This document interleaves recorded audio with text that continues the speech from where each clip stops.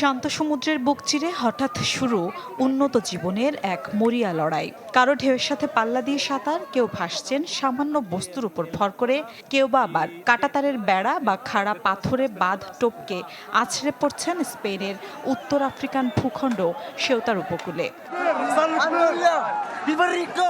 মাত্র কয়েক ঘন্টার ব্যবধানে মরক্কো থেকে আসা এমন হাজারো অভিবাসীর ঢলে সেউতা সীমান্তে তৈরি হয়েছে সংকটজনক পরিস্থিতি। আমি শুরুতে বালির উপর দিয়ে পার হলাম, তারপর মরক্কোর পুলিশের একটি দেয়াল টপকেছি, এরপর সাঁতরে সীমান্ত পার হলাম। আসলে আমি সমুদ্রে প্রায় 200 মিটার সাঁতরে ছিলাম, এটুকুই জানি শুধু।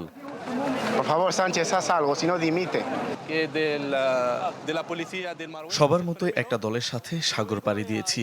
এখন সারাদিন এখানেই আছি। আমি জানি না ওরা এখন কোথায় নিয়ে যাবে আমাদের।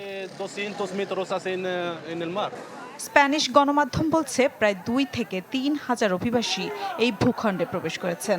আচমকায় জনস্রোত সামাল দিতে গিয়ে রীতিমতো দিশেহারা হয়ে পড়েছে স্থানীয় পুলিশ প্রশাসন। সমুদ্রে ভাসমান এই মানুষদের নিরাপদে উদ্ধারে স্পেনের civil guard, maritime rescue service এবং রেড ক্রসের সদস্যরা কাজ করছেন। বিপুল সংখ্যক মানুষের এই আকস্মিক অনুপ্রবেশে সেউতার অভিবাসী কেন্দ্রগুলো এখন ধারণ ক্ষমতার চেয়েও ভয়াবহ চাপে ধুঁকছে। এই পরিস্থিতিকে সংকটজনক আখ্যা দিয়ে স্পেন সরকার সেখানে অতিরিক্ত নিরাপত্তা বাহিনীর মোতায়েন করেছে। পাশাপাশি সামরিক সহায়তা পাঠানোর জরুরি সিদ্ধান্ত নেওয়া হয়েছে।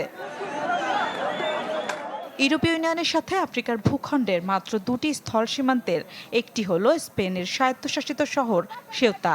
ভৌগোলিক অবস্থানের কারণে অভিবাসী প্রত্যাশীদের কাছে এটি হয়ে উঠেছে ইউরোপের প্রবেশের এক অন্যতম প্রধান দরজা।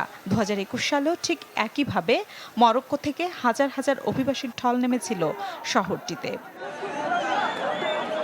মিলা খন্দকার, চ্যানেল 24। নগদ নিয়ে এলো হার না মানা হার অফার। সর্বনিম্ন 10,000 টাকা রেমিটেন্স নগদে পাঠালে থাকছে স্বর্ণের হার জেতার সুযোগ।